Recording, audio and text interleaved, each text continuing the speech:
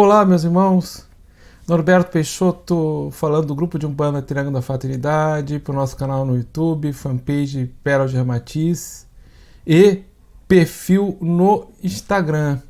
Hoje eu vou falar com você sobre cosmovisão iorubá. Mas antes de eu entrar no tema, tenho um pedido para fazer. Vai lá no canal Universalista IAD e te inscreve no curso Umbanda Pé no Chão. Já está com 13 videoaulas, é tudo gratuito nesse canal, ao qual eu estou como colaborador. Espero que o canal cresça pela proposta aí de levar Umbanda aí sempre com gratuidade. Você pode maratonar essas 13 videoaulas, estão bem legal, tem um pessoal de edição de vídeo que está nos ajudando, um outro colaborador. Então vai lá, participa, meu irmão, vamos estudar a Umbanda. Cosmovisão iorubá. Há um tempo atrás eu escrevi 3 livros com um mergulho na tradição da religião iorubá. Mergulho na minha ancestralidade, no meu inconsciente mais profundo.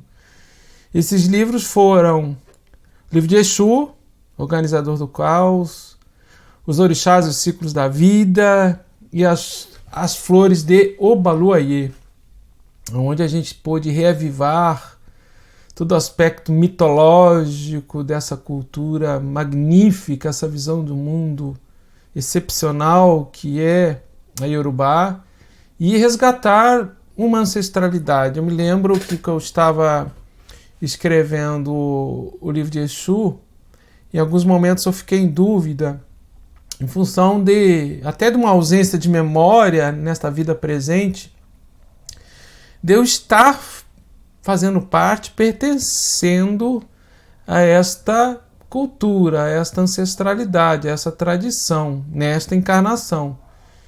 E seu Ogum Sete Estradas, que foi o coordenador desses livros para reavivar, me auxiliar a reavivar essa ancestralidade, com o auxílio de seu Ogum Sete Estradas, eu tive uma visão que eu estava no solo de África, eu era um jovem, uns 12 anos, 11, usava aquele roupão branco da confraria dos Babalaôs, eu era um aprendiz, um estudante na confraria dos Babalaôs, e estávamos brincando, eu e outro menino, riscando os sinais de Ifá no chão, um chão avermelhado ali no solo da África, no momento de intervalo. Seu Ogum Sete Estradas se apresenta como uma entidade Nagô, fortemente identificado com essa tradição. E na época da escritura desses livros, o meu desafio foi ressignificar o culto ao orixá, mantendo a sua tradição, a sua cosmovisão, mas sem sacrifício animal. Isso Ogum Sete Estradas dizia que isso é possível, que era o momento de descortinar isso e trazer isso, que outros viriam nesse mesmo diapasão, nessa mesma motivação, e porque era para mim fazer com respeito àqueles que, por fé, por devoção, pelo respeito aos seus antepassados, continuam sacrificando para chegar até o orixá, mas que nós tínhamos que nos posicionar em relação a isso aí. Isto foi feito nesses 3 livros, isto também alinhado com a orientação de Ramatiz. E eu quero falar um pouquinho sobre esta tradição, sobre essa cosmovisão, algumas características, como, por exemplo, não há céu e inferno na visão de mundo iorubá. Existem 9 oruns, seriam 9 dimensões espirituais, e que você, quando desencarna, você vai para um determinado orum. E os oruns mais altos, onde estão os ancestrais ilustres. Então, se você teve uma vida ética, uma vida de respeito à comunidade, de trabalho, você honrou a sua palavra, você foi longevo na sua encarnação, você pode se divinizar, ou seja, se tornar um ancestral ilustre, por vezes até sendo cultuado como um representante do orixá, quer dizer, o processo da humanização do orixá através daquele que dignificou e honrou o orixá na sua cabeça em terra, e ele acaba sendo divinizado como, né, um rei no Orum, ancestral ilustre, um orientador. Não há esse contraste, essa dualidade céu e inferno. Então, também não há o diabo, não há um demônio, como nas religiões judaico-católicas. Não há este opositor no aspecto espiritual. Então, quando se faz associação do orixá Exu com o demônio católico, isso está no imaginário popular, mas não tem nada a ver com a visão de origem. Mesma coisa a gente escolher dia de orixá.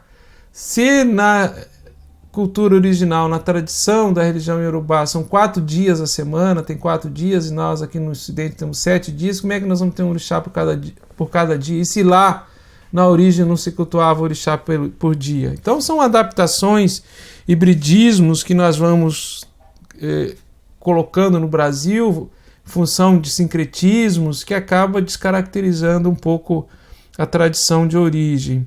Tem um ditado no imaginário popular, nas tradições africanas no Brasil, ou naqueles de tradição africana, que diz assim: o bem para você pode ser o mal para o outro, dando a impressão que está liberado a gente fazer o mal, né? Está liberado. Só que existe um outro pensamento que se associa a esse, que é: o que você plantar você vai colher. Então, o bem para mim, se é o mal para o outro, isso acontece de forma natural, não pela minha intenção de fazer o mal para o outro. Por quê? Porque o que eu estou plantando eu vou colher. E ninguém deseja o mal para si mesmo, fazendo mal para o outro pelo efeito de retorno. Vamos dar um exemplo. O bem para você pode ser o mal para o outro. Você tem uma excelente colheita de quiabo. Foi maravilhosa a colheita de quiabo. O seu vizinho plantou inhame e a colheita não foi boa. Então a sua boa colheita é o seu bem. Agora, a colheita para ele que não foi boa foi seu mal. Então o que foi bem para você foi o mal para o vizinho. Compreendeu a situação? Então, você não fez mal para o vizinho.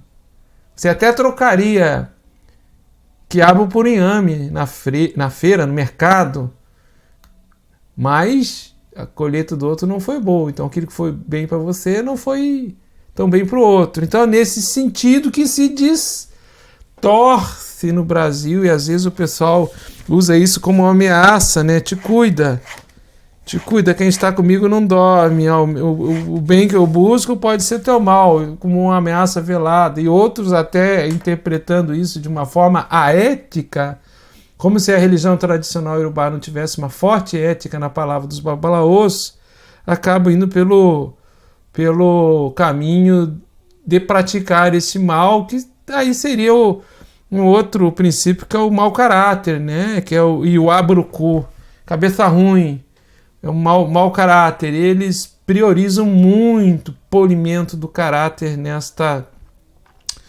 cultura. Interessante que a Matiz, no livro A Missão do Espiritismo, que ele tem um capítulo que fala sobre Umbanda, que é mais da metade do livro, é quase 60% do livro, ele enaltece a magia dos antigos babalaôs, indicando esta tradição no seu aspecto positivo benfeitor. Falando em aspecto positivo benfeitor, os orixás, eles fazem parte de um panteão de divindades, mas a religião iorubá é monoteísta. É Deus único, que é o Olodumare, ou Olorum. Então se cultua um Deus único, originalmente se cultuava, através de um panteão de divindades que são expansões desse próprio Deus, expansões da consciência desse próprio Deus. No Brasil, a gente esqueceu, não é cultuado Olodumare, não é cultuado Deus Iorubá, é muito cultuado os orixás. Então, é um negócio interessante que a gente esqueceu no imaginário de cultuar a Deus e acaba cultuando as divindades. Qual é a consequência disso, de esquecer Deus, né? é que o orixá tem aspectos positivos e negativos para o nosso entendimento. O orixá, quanto mais ele se aproxima de nós, embora ele seja uma expansão da consciência divina, senhores regentes dos elementos planetários e dos táttvas planetários, ar, terra, fogo e água, se expressam nas forças da natureza, mas eles têm aspectos positivos e negativos. Isso não é bom nem mal, nem ruim nem bom. Mas o ser humano, por um efeito espelho, especular,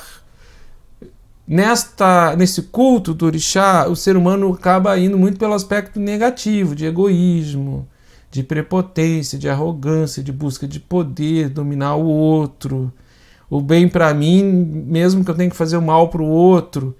O que acaba isso acontecendo? Você acaba se distanciando mais ainda de Deus e dos seus atributos e caindo no aspecto de negativação desse efeito espelho do orixá e potencializando em você esse ego, esse lado teu negativo, de personalidade, ego muito forte, de buscar a fama, o sucesso, tudo que é efêmero, doa a quem doer. E há um afastamento dos atributos divinos representados em Olodumare, ou Deus. Então, temos que pensar e refletir que quando nós estamos cultuando o orixá, nós devemos estar cultuando Deus através do atributo, do poder e realização do orixá, lembrando sempre que os aspectos positivos e negativos são espelhos da própria humanidade. Foi muito gratificante eu ter escrito esses livros e ter enaltecido que é possível o culto ao orixá sem sacrifício animal. O Triângulo da Fraternidade tem uma ressonância intensa nos seus ritos por dentro, nos seus toques e louvações ao orixá, desta tradição africana iorubá. E agora, recentemente, eu ganhei um livro de presente que para mim foi uma grata surpresa, que veio confirmar aquilo que seu Ogum Sete Estradas me disse há 6, 7, 8 anos atrás, que outros viriam, né, confirmando esta ressignificação do culto aos orixás sem sacrifício animal. Eu me refiro a este livro de Babá Jonathan Tosun, Axé Ué, ou seja, o axé da folha, ou axé verde, né? Ele diz ali, orixá sem sacrifício animal. Então ele, dentro da tradição iorubá, não foge da tradição, ele na sua vivência, na sua prática, ele é um babalorixá, ele é um olhador de Fá, o Pelei Fá, ele de Logum, tem uma comunidade, e na sua vivência, no relato da sua experiência, ele comprova, ele demonstra que é possível esse vínculo com a sua orixalidade sem a necessidade do sacrifício animal. E ele começa o livro, eu estou aqui, olha, estou com o livro aqui também, vocês estão vendo aí, eu acho que tem a venda na Amazon. Ele começa o livro com um pensamento do pai Agenor Miranda Rocha, que foi um grande Oluô, né? Babalassoim, um grande Oluô, um grande praticante da tradição através do Axé Eué, quer dizer, o axé das folhas, sem sacrifício. Pai Agenor diz, abre aspas, acho que é uma maldade. Os orixás, que são fragmentos da natureza, precisam de sangue? Matar os animais que representam a natureza não dá, sou contra a matança. Na vida tudo evolui com o tempo. Então, com mais profundo respeito aos que cultuam o orixá através do sacrifício animal e em respeito aos seus antepassados, assim o mantém, um profundo respeito e reciprocidade de devoção, eu afirmo que é possível você cultuar o orixá sem sacrifício animal. Afirmo humildemente, baseado na minha ancestralidade, na minha vida passada que eu já tive nessa tradição de ter, minha família me mandou, meu pai me mandou para a confraria dos Babalaôs nesta encarnação, eu vi aqui, abriu a visão, isso alguns estrados me conduziu, eu vi. Então eu tenho muito respeito a essa tradição e eu afirmo que é possível. E as reencarnações sucessivas vão nos mostrar isso, porque chegará um momento no planeta que nós teremos que praticar uma religiosidade que não causa morte. Quando eu arranco uma folha, eu arranco a folha, eu não mato o pé, eu não mato a raiz daquela planta. Meu muito obrigado, espero ter esclarecido e contribuído para as nossas reflexões. Cosmovisão Iorubá, toda a orixalidade que ressoa dentro da Umbanda e alguns aspectos desta tradição para o nosso melhoramento de caráter e para o amadurecimento da nossa espiritualidade. Meu mais profundo axé, saravá, namastê. Até a próxima oportunidade, meus irmãos.